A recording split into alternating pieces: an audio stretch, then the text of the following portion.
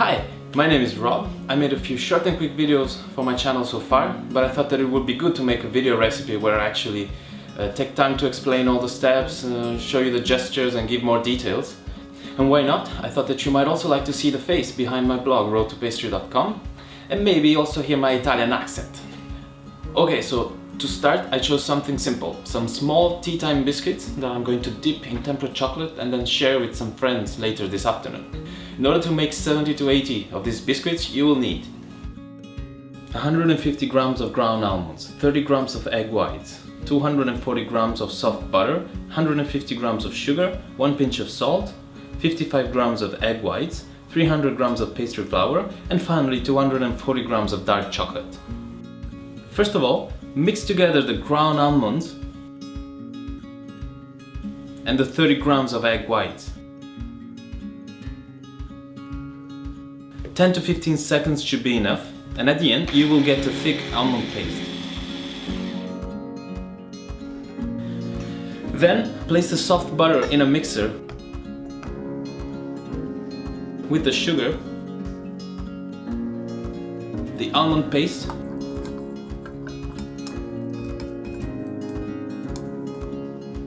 one pinch of salt, the vanilla seed,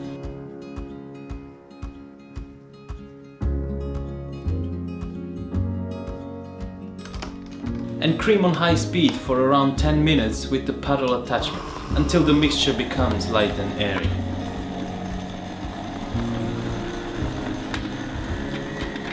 I just leave the butter at room temperature for a couple of hours before using it, otherwise it simply won't get incorporated with the other ingredients, nor it will incorporate air.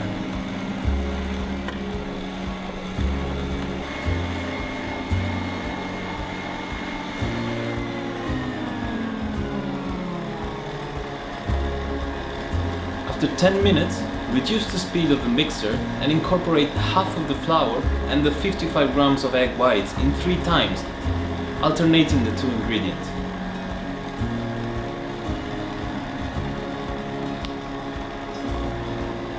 Don't forget to sift the flour before using it.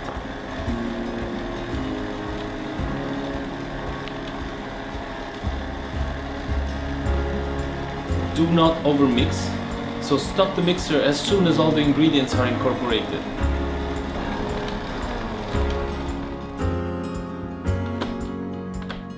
And this is the consistency you should have. After this, it's time to add the remaining flour. Quickly sift it over the dough.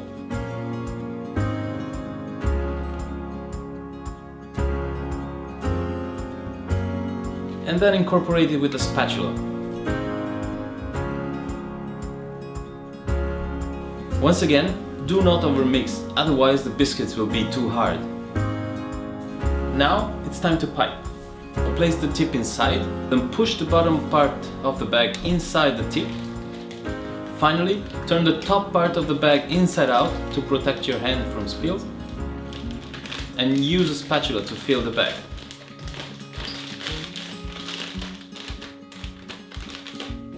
Okay, now maybe don't put the whole dough at once like I did. You can just do little by little, it will be much better, trust me. Then start piping the biscuits on a parchment-lined baking tray. Start pressing on the bag to let the dough come out while keeping the tip near the paper. After you've piped a bit of dough, start moving the bag, first upward and then downwards again quickly, but this time towards you. To be honest, there is no secret trick here. It's just a matter of practice. And the last biscuits I piped were actually way better than the first. And of course, there is always room for improvement. Here is my movement from the side to give you a clear view. After this, you can bake the biscuits at 170 degrees Celsius for 15 minutes with the oven door slightly open. I usually keep the door open with a wooden spoon. This lets the humidity escape from the oven so that the baked biscuits come out crunchy and not soft. Do not relax because it's not over yet. It's time to prepare the chocolate. You don't just need to melt it, you also must temper it.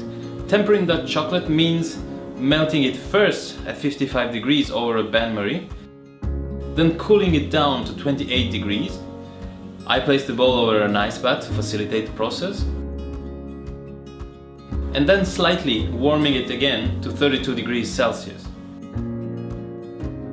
Now do not despair. If you get to 33 degrees or higher by accident, simply repeat the whole process from the beginning.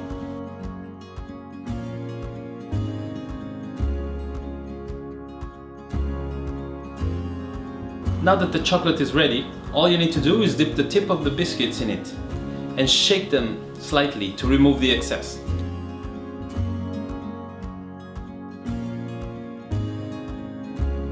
Then place them to dry on parchment paper.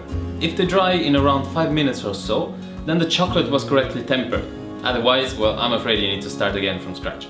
So it's probably better if you try to dip one biscuit first before you dip them all. I actually love them. I couldn't stop eating them, but then I realized that I should stop because otherwise I wouldn't have anything to show at the end of the video.